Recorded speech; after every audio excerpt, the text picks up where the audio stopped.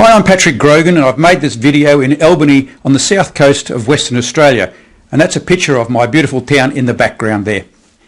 I made the video to challenge and encourage you to help stave off depression in you and in your friends and family. As we draw near to Christmas, millions of people here in Australia and all around the world are fussing about getting ready for the big day. Drive around the suburbs after dark and you'll see families stopping at the many Christmas light displays in awe of the spectacle. Meanwhile, the EFTPOS machines are transferring funds out of people's bank accounts and loading their credit cards with debt that some will take years to pay off at extortionate interest rate charges. It can be a happy time for some and a terribly sad and lonely time for others. Yet for all the hype and inevitable disappointments that it can bring, the billions of dollars spent here in Australia alone, the time spent preparing food that will have tons of leftovers just to be chucked out, and all for the sake of a few hours on Christmas Day. In the meantime, media will be having its own feast, especially the commercial television stations, radio stations and newspapers.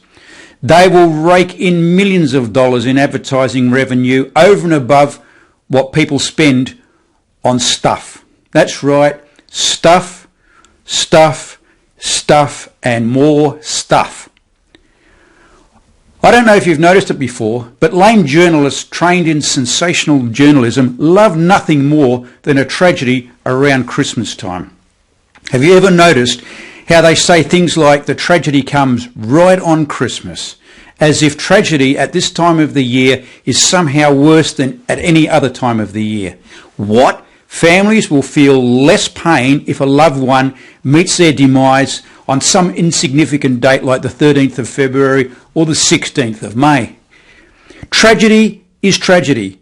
The loss of a loved one is terrible no matter when it occurs. After the time of mourning, grief continues. Sure, the level of grief may diminish for some people, but it never leaves us completely. I'm a funeral celebrant. At funerals in Australia, it's common to have a time of reflection. It's a time when people are invited to come forward and place a tribute on the coffin and say their final goodbye while reflecting on the life they shared with the one who's passed away.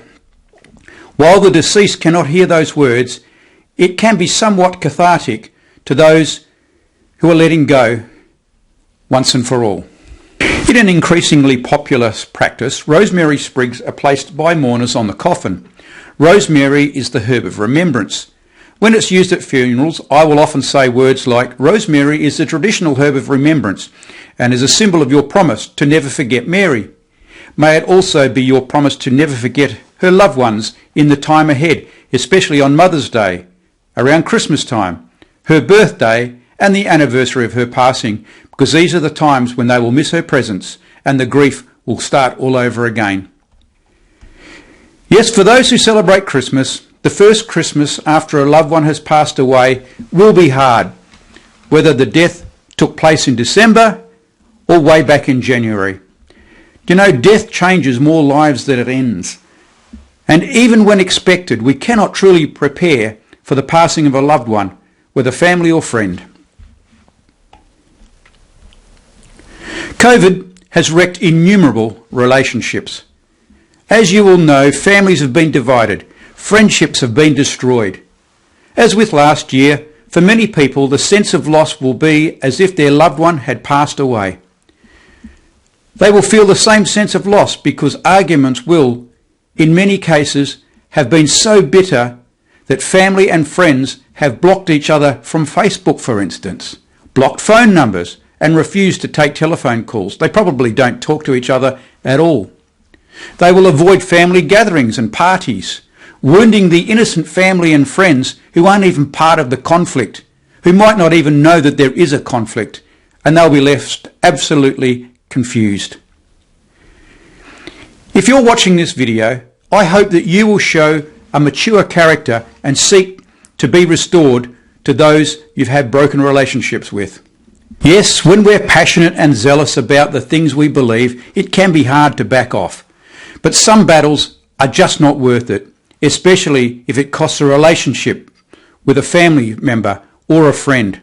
Standing firm doesn't make us a hero if the relationship is wrecked in the process. Let's be leaders then. Let's be compassionate. Let's be mature. Let's be healers. Often at Christmas time, we can gorge ourselves on far too much rich food. Instead of stuffing ourselves with fruit mince pies, how about we eat some humble pie and starve our egos for the good of our family and our friends. Indeed, for the sake of the world.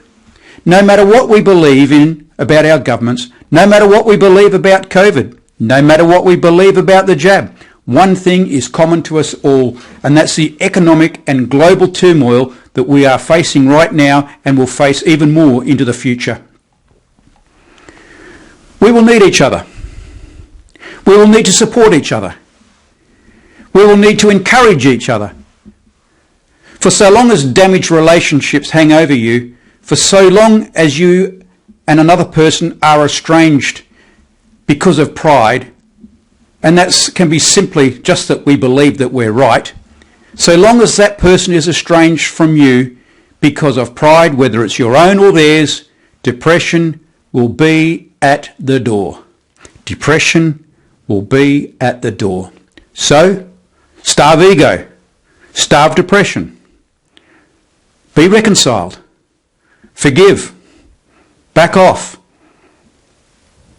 Let those relationships develop again, afresh, for the sake of your mental health, for the sake of the mental health of your family and your friends.